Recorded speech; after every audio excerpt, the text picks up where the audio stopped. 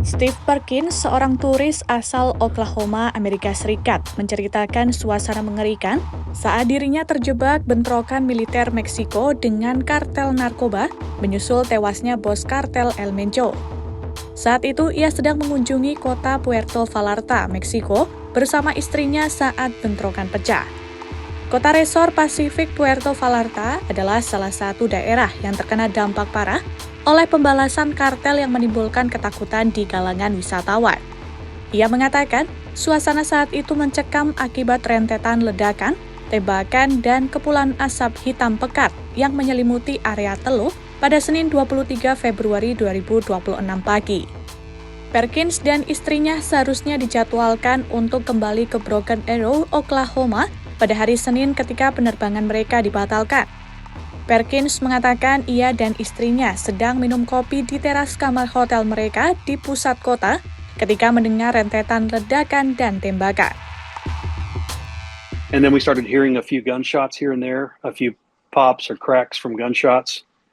At one point, we had 7 or 8 plumes of black, thick smoke around us, and the entire downtown in the bay was just covered in thick black smoke. Pretty scary. And then at one point, we heard screams. We heard a lot of screams coming all from seemingly one place, and from a group of people, all different voice, octaves or whatever, sounded like women, children, men, whatever. So then we started getting really worried. Steve dan istrinya langsung mengganti sandal jepit mereka dengan sepatu lari sebagai antisipasi jika harus melarikan diri. Ia juga melihat helikopter Black Hawk Marinir Meksiko datang dan terbang rendah di sekitar lokasi bentrokan. Perkins dan istrinya melakukan perjalanan tahunan ke Puerto Vallarta sejak tahun 2012 dan selalu merasa aman.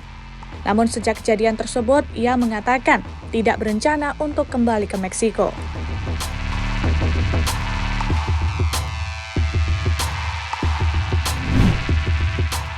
Pembunuhan bos kartel narkoba Nemesio Oseguera Cervantes, atau yang dikenal sebagai El Mencho pada Minggu 22 Februari 2026, memicu peningkatan kekerasan dan membuat Meksiko berada dalam keadaan mencekam.